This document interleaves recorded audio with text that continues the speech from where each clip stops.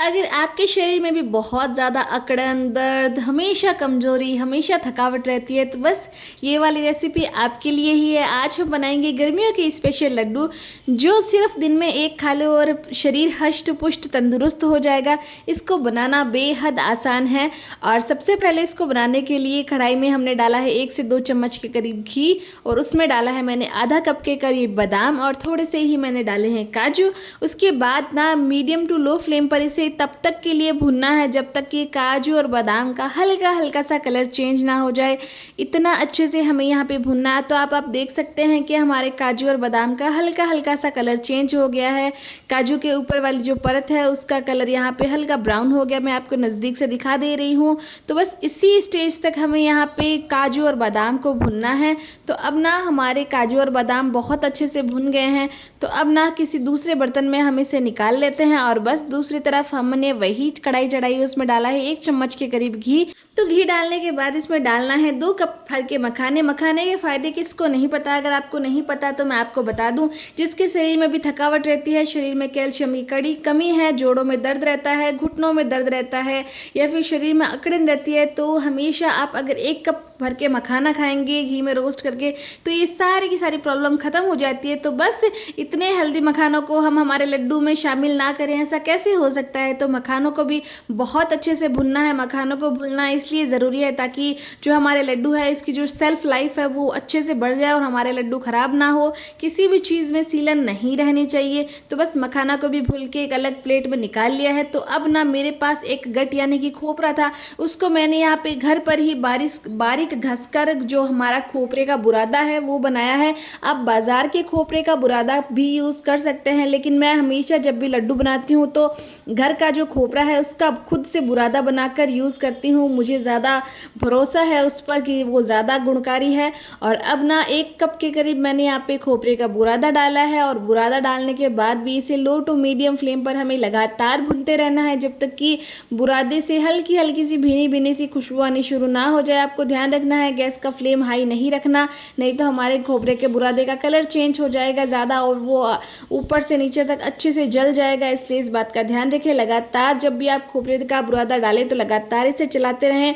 और खोपरे के जो हमारा बुरादा है उसके तो बहुत ही ज़्यादा फ़ायदे हैं, चाहे प्रेगनेंसी में हो, चाहे नॉर्मल दिनों में हो, चाहे बच्चों के लिए हो। हमेशा कहते हैं कि आप नारियल पानी पियो, गीला नारियल खाओ, सूखा नारियल खाओ। तो इसके जो गुण हैं वो तो बेमिसाल है। तो हमारा बुरादा भी भुन गया है।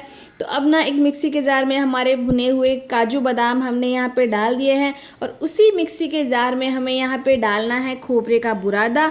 और आज के ये जो लड्डू है बस आप दिन में एक बार खा लें, और आपके शरीर की जो थकावट है, अकड़न है, जकड़न है, या फिर आपको ऐसा लग रहा है कि थोड़ा सा काम करते ही थक जाते हैं, सांस फूलती है, तो बस ये सारी प्रॉब्लम्स ख़त्म हो जाएगी। तो बस इनको डालने के बाद हल्का दरदरा सा हमें यहाँ पे पीसना है। एकदम फाइन पेस्ट नहीं बनाना, ना पाउडर बनाना है, एकदम हल्का दरदरापन रखना है ताकि लड्डू में वो एकदम छोटे छोटे चंक्स आए तो बहुत स्वादिष्ट लगता है। और अब उसी मिक्सी के जार में हमें डालना है मखाना, और मखानों को भी हमें यहाँ पे दरदरा सा पीस लेना है, एकदम फाइन पाउडर नहीं बनाना। तो आपने देखा हमने पहले नारियल के बुरादा और ड्राई फ्रूट्स को भी दरदरा सा पीसा था, और इसको भी हमने दरदरा सा पीसा है। तो अब ना मेन इंग्रेडिएंट आता है, वो यहाँ पे है हमारा भुना चना। तो 2 कप भर के मैंने यहाँ पे एक प्लेट में भुना चना निकाला है, और इसके ऊपर का जो छिलका है वो काफ़ी हद तक हमें निकाल लेना है, जब तक आप जहाँ तक आप निकाल सके। और थोड़े बहुत चने के छिलके रह भी जाए तो कोई दिक्कत की बात नहीं है। तो इसके फ़ायदे तो बहुत ही ज़्यादा है। एक तो वज़न कंट्रोल करता है, ब्लड शुगर कंट्रोल करता है, और ये फाइबर से बहुत ज़्यादा भरपूर है, इसलिए पाचन शक्ति भी बहुत अच्छी बनाता है। आपके शरीर में खून की कमी है और आप लगातार इसे खाएं तो आपकी खून की कमी भी पूरी हो जाएगी। इतनी सारे गुण हैं, उसके अलावा भी बहुत सारे गुण हैं इसमें।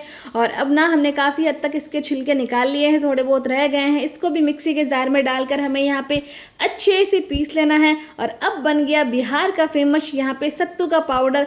ये इतना ज़्यादा फ़ायदेमंद है कि आप इसे रोज़ पानी में डालकर भी पिए तो भी आपको बहुत ज़्यादा फ़ायदे मिलने वाले हैं। आपको कुछ मेहनत करने की ज़रूरत ही नहीं है। तो बस हमारा ये जो पाउडर है भुने चने का, इसको डालना है पैन में और पैन में डालने के बाद इसको हल्के हाथ से लो टू मीडियम फ्लेम पर एक बार चला लेना है। इसका कलर चेंज नहीं करना, ना इसे हमें जलाना है, इस बात का ध्यान रखना है। बस हल्के हाथ से इसे लगातार चलाते रहना है जब तक कि इसका एकदम हल्का सा कलर चेंज ना हो जाए और इसमें से भीनी भीनी खुशबू आनी शुरू ना हो जाए। तो यहाँ पे इसमें से भीनी भीनी खुशबू आनी शुरू हो गई थी। तो अब हम डालेंगे इसमें 4 चम्मच के करीब घी। तो यहाँ पे घी हमें इस लड्डू बनाने के लिए ज़्यादा घी की ज़रूरत नहीं है। जैसे ये जो गर्मियों के स्पेशल लड्डू बना रहे हैं, ये सबसे पहली बात तो शरीर की जो थकावट है, कमज़ोरी है, उसको दूर करते हैं। शरीर में जो पानी की कमी होती है उसको भी ख़त्म करते हैं। और लू और गर्मी जो आपको लगती है इस गर्मियों के मौसम में, वो भी बिल्कुल भी नहीं लगने देते। और सबसे ख़ास बात इस लड्डू की ये है कि छोटे बच्चे से लेकर बूढ़े आदमी तक हर इंसान दिन में एक लड्डू ये आराम से खा सकता है। और जब भी आपके बच्चे अगर हेल्दी नहीं खाते हैं तो आप ये लड्डू आप उनको दे सकते हैं, उनको इसका टेस्ट बहुत ज़्यादा पसंद आएगा। तो आप ये ढेर सारे लड्डू बनाकर स्टोर करके महीने भर तक रख सकते हैं एयर टाइट कंटेनर में, ताकि जब भी किसी को कुछ हेल्दी खाने का मन करे तो आप उन्हें दें, मीठा खाने का मन करे तो भी आप उन्हें दे सकते हैं। और अपनी डाइट में एवरी सिंगल डे एक लड्डू यहाँ पे आप शामिल करें, ताकि आपके शरीर की थकान, कमज़ोरी, जितनी भी आपके शरीर में कमज़ोरियाँ हैं, हड्डियों का कट करना या फिर जल्दी से थक जाना, शरीर का दर्द करना, वो सारी की सारी प्रॉब्लम्स यहाँ पे ख़त्म हो जाए। तो बातों ही बातों में मैंने यहाँ पे 4 से 5 चम्मच घी और ऐड कर लिया था, अच्छे से इसको चला लिया। अब इसका काफ़ी हद तक कलर चेंज भी हो गया है और हमने यहाँ पे लगभग 10 से 12 चम्मच के करीब घी ऐड किया है। और अभी मुझे ये थोड़ा सा टाइट और लग रहा था तो मैंने 4 चम्मच के करीब घी इसमें और डाला है, आप देख सकते हैं। तो अभी ना आपको लग रहा होगा कि हमारा ये मिश्रण गीला हो गया है, लेकिन ऐसा बिल्कुल भी नहीं है।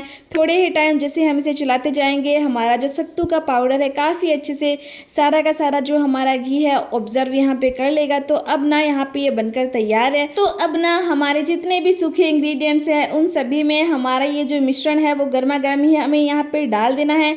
अब बारी आती है मिठास की। तो मिठास में आप यहाँ पे चीनी का यूज़ बिल्कुल भी ना करें। मैंने धागे वाली मिश्री का यूज़ किया है जो प्राकृतिक रूप से शरीर को ठंडक देता है। इसे रॉक शुगर भी बोलते हैं, ये नेचुरल शुगर है।